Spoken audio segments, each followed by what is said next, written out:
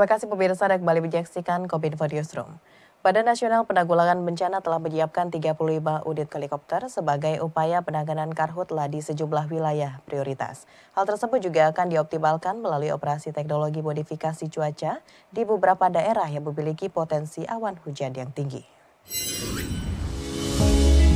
Badan Nasional Penanggulangan Bencana akan mengoptimalkan operasi teknologi modifikasi cuaca di sejumlah wilayah yang mengalami kebakaran hutan dan lahan. Kepala Pusat Data Informasi dan Komunikasi Kebencanaan BNPB Abdul Muhari mengatakan, dari hasil evaluasi BMKG ditemukan potensi awan-awan hujan yang bisa dioptimalkan untuk dilakukan operasi TMC. Menurutnya, wilayah yang ada di atas garis khatulistiwa memiliki potensi awan hujan yang tinggi, seperti halnya Sumatera Selatan, Kalimantan Selatan, dan Kalimantan Tengah yang menjadi atensi BNPB untuk melakukan operasi modifikasi cuaca pada awal bulan Oktober. Memang unit-unit dari TMC ini sudah kita standby-kan di lokasi-lokasi prioritas ini, dan bisa misalkan Kalimantan butuh dari Kalimantan Selatan kita geser ke Kalimantan Tengah, atau misalkan Kalimantan Barat mungkin kurang digunakan karena ada dukungan awan secara natural, kita geser ke Kalimantan Selatan. Tetapi bagaimanapun efektivitasnya tentu bergantung pada ketersediaan awan hujan tadi. Tetapi kita menerima informasi dari BMKG bahwa untuk 1 minggu ke depan ada beberapa lokasi dan waktu yang memungkinkan kita untuk melakukan teknologi modifikasi cuaca. Nah, ini akan kita optimalkan supaya eskalasi dari daerah terdampak ini bisa kita minimumkan.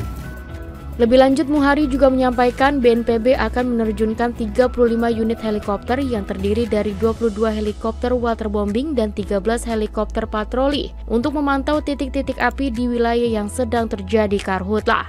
Adapun terkait kabut asap yang melintasi negara tetangga, Abdul Muhari menegaskan bahwa klaim tersebut tidaklah benar, dan BNPB akan terus memantau 6 provinsi prioritas karhutla seperti Riau, Jambi, Sumatera Selatan, Kalimantan Barat, Kalimantan Tengah, dan Kalimantan Selatan untuk meminimalisir kemungkinan kebakaran yang terjadi. Kedepannya, BNPB juga akan terus melakukan upaya taktis melalui pendistribusian air bersih di wilayah-wilayah yang mengalami kekeringan, seperti Jawa, Bali, dan Nusa Tenggara yang dilaporkan tidak ditemui potensi awan hujan sehingga sulit untuk dilakukan TMC. Kementerian Komunikasi dan Informatika meluncurkan AISpedia dalam memberikan informasi terkait seluruh rangkaian gelaran KTT AIS Forum 2023. Dirjen DKP Usman Kansong menyampaikan buku saku elektronik tersebut diharapkan menjadi sumber informasi bagi masyarakat dan rujukan bagi media massa dalam mencari informasi KTT AIS Forum 2023.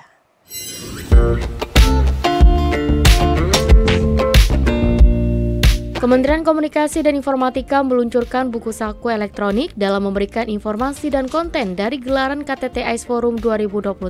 Direktur Jenderal Informasi dan Komunikasi Publik Kemkominfo Usman Kansong mengatakan bahwa buku elektronik yang dinamakan AISpedia dapat diakses pada tautan https://s.id/aispedia yang merupakan lanjutan dari tanggung jawab Kominfo sebagai komunikasi publik pemerintah. Sebelumnya, Kemkominfo juga telah meluncurkan G20pedia dan ASEANpedia dalam rangka keketuaan Indonesia dalam Forum G20 tahun 2022 dan ASEAN pada tahun 2023.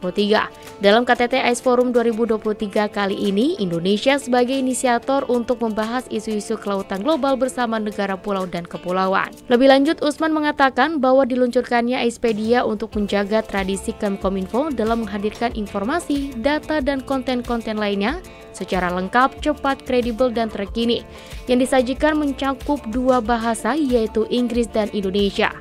Selain itu, AISpedia juga mencakup konten berita foto, infografis, dan videografis berbagai hal terkait pertemuan-pertemuan, juga sisi-sisi lain gelaran internasional negara-negara pulau dan kepulauan yang diharapkan dapat menjadi sumber informasi bagi masyarakat, serta rujukan bagi media massa dalam mencari informasi terkait rangkaian kegiatan KTT AIS Forum 2023. Beralih ke informasi lainnya pemirsa, jelang perhelatan MotoGP 2023, Menparekraf Sandiaga Uno mendorong penonton MotoGP Mandalika menginap di homestay dan desa-desa wisata yang ada di Mandalika.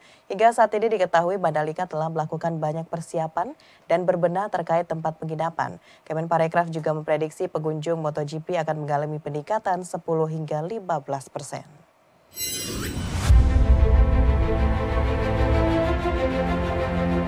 Menteri Pariwisata dan Ekonomi Kreatif Sandiaga Uno menyebutkan tingkat pemesanan hotel di Mandalika mengalami peningkatan jelang perhelatan MotoGP Indonesia di sirkuit Mandalika pada 13 hingga 15 Oktober 2023 mendatang.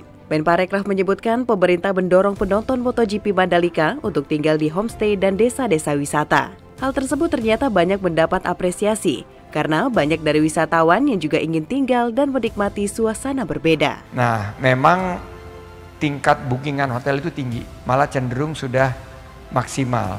Kita ingin mendorong kembali tawaran yang unik kepada para wisatawan, yaitu tinggal di homestay dan di desa-desa wisata. Kebetulan ada banyak homestay yang telah dibangun oleh pemerintah di sekitar Mandalika. Ini yang akan kita gunakan dan untuk tingkatkan.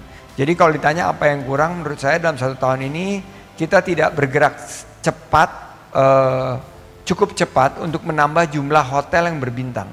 Tapi yang kita bergerak cepat adalah penyediaan fasilitas akomodasi yang berbentuk homestay. Menparekraf juga optimis akomodasi penginapan di Mandalika dapat mencukupi permintaan wisatawan dan diperkirakan pengunjung dari MotoGP akan naik 10 hingga 15% mengingat Indonesia telah melewati masa pandemi COVID-19. Selain itu, untuk meningkatkan ekonomi masyarakat di Mandalika dan promosi wisata, Kemenparekraf akan meningkatkan agenda kunjungan wisata ke destinasi super prioritas.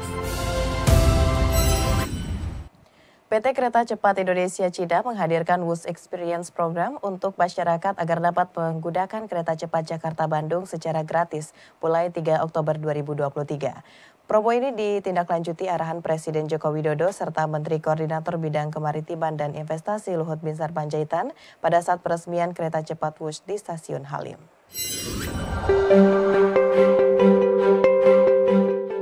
PT Kereta Cepat Indonesia China atau KCIC menyebut, masyarakat dapat menaiki kereta cepat WUS secara gratis melalui WUS Experience Program. Pemesanan tahap pertama dapat dilakukan pada 2 Oktober 2023 untuk keberangkatan mulai hari ini 3 hingga 7 Oktober 2023 dan selanjutnya akan dibuka secara bertahap. Direktur Utama KCIC Dwiyana Slametriyadi dalam keterangannya mengatakan, WUS Experience Program dihadirkan untuk memberikan pengalaman yang berbeda bagi penumpang kereta cepat. Penumpang akan mulai merasakan bagaimana pelayanan yang diterapkan pada layanan kereta cepat WUS tidak hanya saat dalam perjalanan, tapi juga di stasiun layaknya nanti saat sudah dikenakan biaya. Masyarakat bisa memesan tiket kereta cepat WUS melalui website ayonaik.kcic.co.id. Setiap pemesan hanya dapat melakukan registrasi untuk 2 penumpang dalam setiap transaksi. Peserta menunjukkan bukti registrasi email yang berisikan kode booking dan ID card untuk dapat melakukan penukaran tiket di loket counter stasiun pemberangkatan. Kemudian nama penumpang yang sudah didaftarkan sesuai ID card pada saat registrasi tidak dapat diganti pada saat penukaran tiket di loket.